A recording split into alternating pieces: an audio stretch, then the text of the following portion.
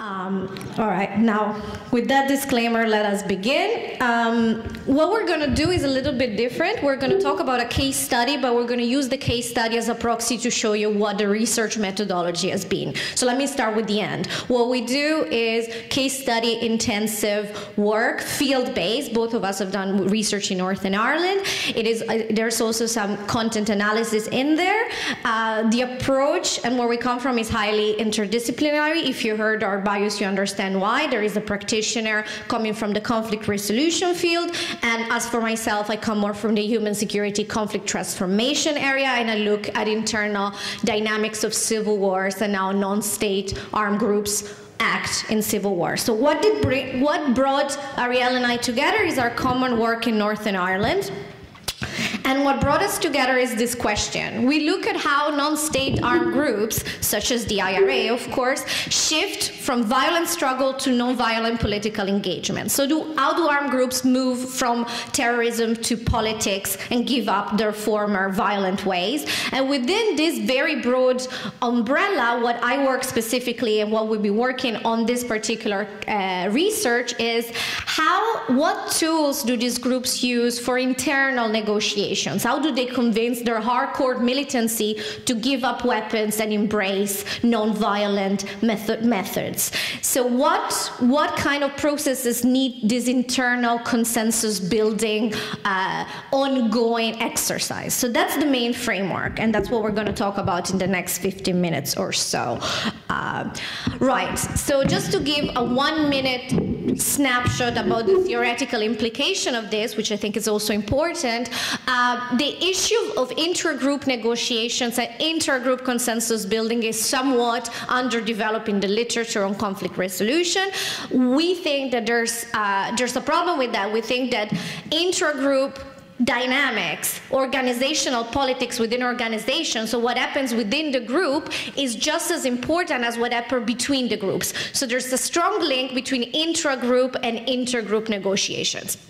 I think that's pretty obvious as to why, but I'll just give you a couple of reasons. If a non-state armed group enters negotiation without the full backing of its militants and its constituency, there's a few risks. For example, the risk of spoilers goes up dramatically. The risk that people within the organization won't keep the agreement goes up. Or the risk of schisms goes up. In other words, you end up with having part of the group committing to the negotiation process and other unhappy members of the organization splitting up and creating other parallel groups. In the history of the IRA, that happened actually 3 times, every time there was an opening towards politics. So it is very important to understand what happens in the group to guarantee the success at the track 1 official negotiations. Not to mention that if a single group enters negotiation without the full backing of its constituency, then the room for negotiation is much lower. The potential of intra-group fighting increases, and there's a credibility issue. So in other words, to have effective negotiation, non-state armed groups need to bring with them everybody, and especially their militants. So how do they do that is what we're trying to understand. We don't have the time to talk about everything. What we'll talk about is how the IRA uses words. How do they reframe their vision of the word to make sure that militants stick with them and commit to first the negotiation process, and afterwards the disarmament process. We look at 2 types of strategies: consensus mobilization and action mobilization. In non-academic terms, we look at how the IRA reframes the way they see the conflict, and we look at how the IRA reframes the goals to achieve that conflict. Now, this is very important. If you think about non-state armed groups, terrorist organizations, you can understand that violence, it's very much core to their identity. The notion of the sanctity of weapons, the legitimacy of the resistance is very much core to who they are. So giving that up has very high costs internally as well as externally. So what we're trying to see is how do they balance this conflicting interests. And what we see, I'm starting with the end, with the IRA, is they find a way to do both. They reframe reality and they say violence is no longer necessary or useful, but they're never asked to give up on their vision. So in other words, this face saving is absolutely key to pushing the process forward. Again, the conflict in Northern Ireland could be a semester or an annual course, so I'm not going to even try to explain it in 1 minute. I'm going to highlight one factor that I think was very important to lead into this reframing, is that the nature of peace in Northern Ireland was highly imperfect, meaning the first goal was to get to an end of the hostilities. The second goal, and it took a few years, from 1998 to 2005 for the IRA, to give up weapons. So giving up weapons came after peace, didn't come before. And all throughout this process, neither of the party was ever asked to give up on their vision. They were able to keep the vision intact. What they had to do is to commit to different goals to carry out that vision. Very important, I think, with potential implications on this part of the world as well. So how did the IRA move forward? How did they do it?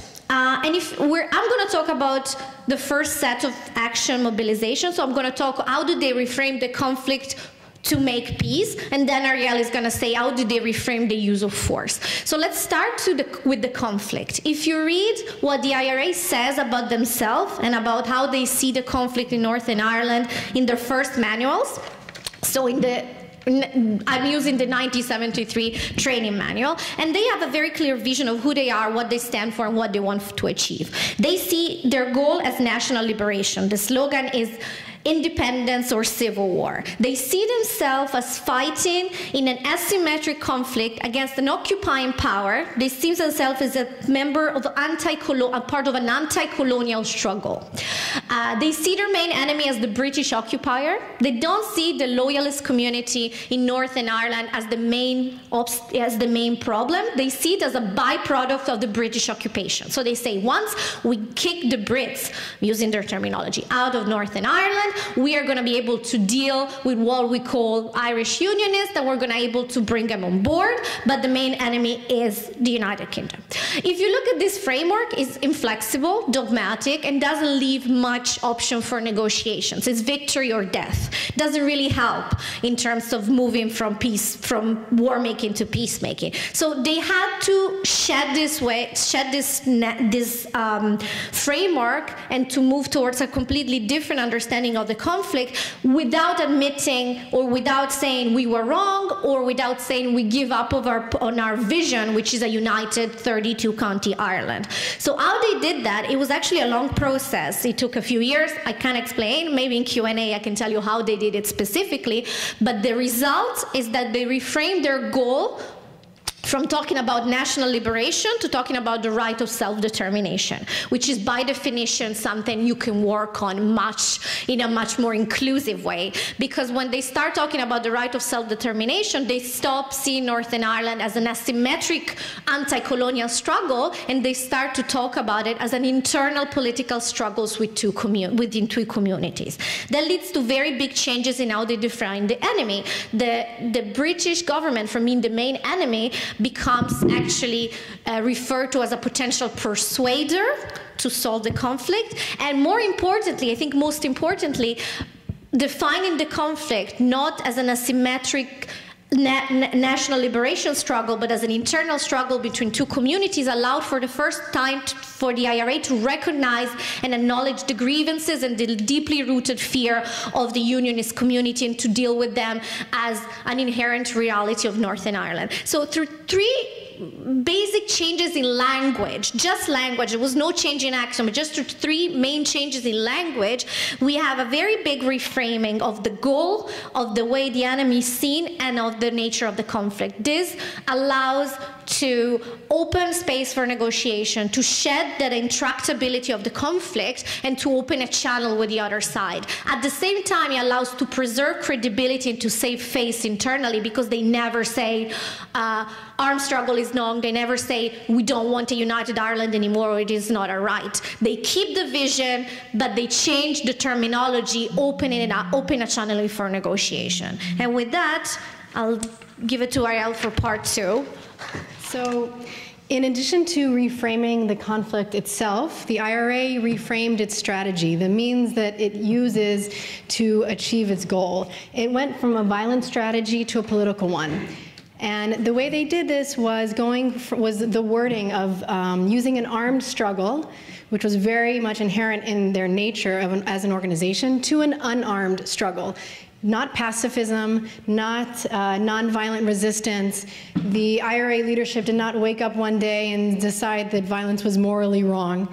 It was simply a strategic decision, and they use that by saying that an alternative exists now, an alternative to violence, a better alternative that will give us more progress, and that violence is not only unnecessary in this new way, but it's actually unhelpful. It's unhelpful because it prevents us from gaining the support that we need to achieving our goals. This served the IRA leadership by allowing them not to touch some key issues that affect its wider membership. The legitimacy and the morality of violence is not touched. At no time did they ask their members to feel any sense of regret or remorse about their past, about what they did, the acts that they committed. And if you go there today, there's a very big sense of pride in their past, in the fight that Republicans took part in to achieving their goals. The political vision, as Benedetta said, did not change.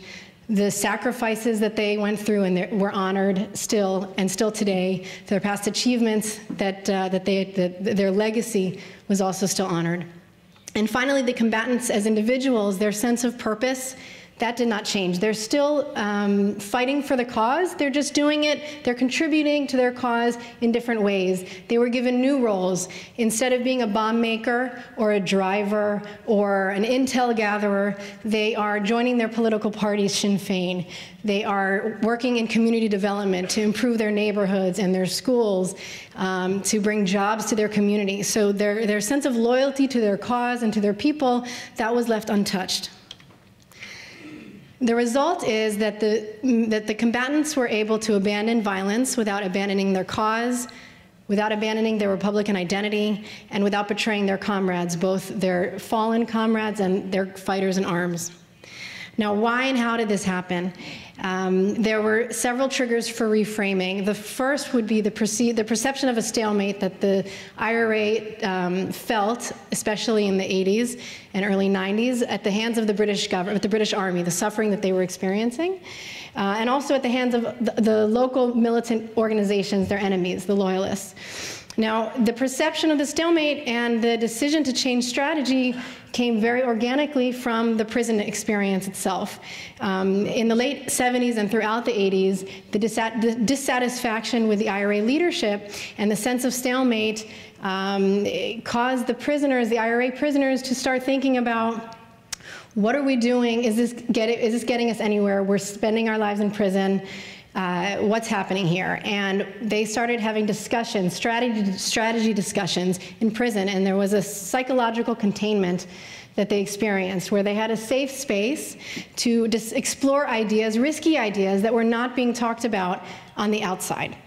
And part of why they were able to do this was because the British system, the prison system, allowed the militant organizations each to control their own wing in prison. And you had the IRA preserving its command structure in prison and requiring of its members to take education classes, to learn about Irish history, to learn about Irish language. They were reading Mandela, and they were sitting around and talking. And as one ex-prisoner, an IRA ex-prisoner who is leader of the Ex-Prisoners Association, said to me that in jail there was an MO of personal development. And it meant not only becoming a better person, but becoming a better thinker. And it was these ideas that fed into the IRA leadership when the prisoners left, when they were released. Now, methods for internal buy-in. Once the IRA leadership decided to move away from violence, they used different methods. The systematic persuasion of additional prisoners, consultations within all ranks, which was very unusual. It was a democratic action of an organization that was not known for its democracy at all. There were gestures that the leaders did to reassure hardliners. Of course, the darker side to this is the IRA was democratic to an extent. There was very harsh suppression of dissent of people who did not buy into this new way.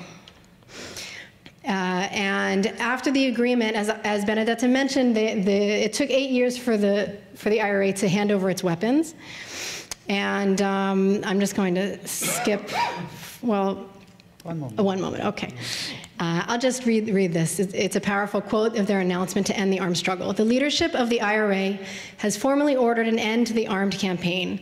All volunteers have been instructed to assist the development of purely political and democratic programs through exclusively peaceful means.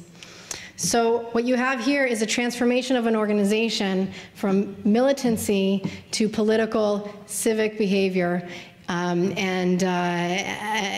without abandoning, again, their cause. And today, 17 years later, even though it is very much a strategy, politics is seen as a means, they're still committed to nonviolence, despite the deep sectarianism, societal divisions, and segregations in Northern Ireland. Now, quickly, what lessons do we learn for conflict engagement? And I'm not referring specifically to this conflict or to any conflict in specifically, but the peace without reconciliation that happened in Northern Ireland, is that a model in cases when final status agreement is not likely? In Northern Ireland, no change in political vision, only strategy. No precondition to denounce violence, allowing the organization to save face. No precondition to disarm. Another lesson, reframing conflict and strategy can open the door to peace. The issue of identity preservation, both on the militant group level and on the individual level for the combatants themselves. The question of whether prison can be a fertile ground for de-radicalization. I believe it can under certain conditions. And enlisting same-side credible agents of change. You had in Northern Ireland people who had shared the vision of the IRA, but not their tactics or strategy, who believed in a united Ireland and wanted the British to leave. They behaved as agents of change. That you had clergy, you had other politicians who acted as thought partners, exploring ideas with the militants themselves. And again, you had ex-prisoners who came out, and they were key agents of change as well. So you had credible people on the same side moving the sentiment forward. And finally, the inclusive grassroots ownership for a new direction. And I'm just going to end with another quote by the IRA. The Army Council has taken these decisions following an unprecedented internal discussion and consultation process with IRA units and volunteers. The outcome of our consultations show very strong support among IRA volunteers for the Sinn Féin peace strategy. So again, this emphasizes the strategic nature of the organization's transformation and the consensus that they relied upon to achieve it. Thank you.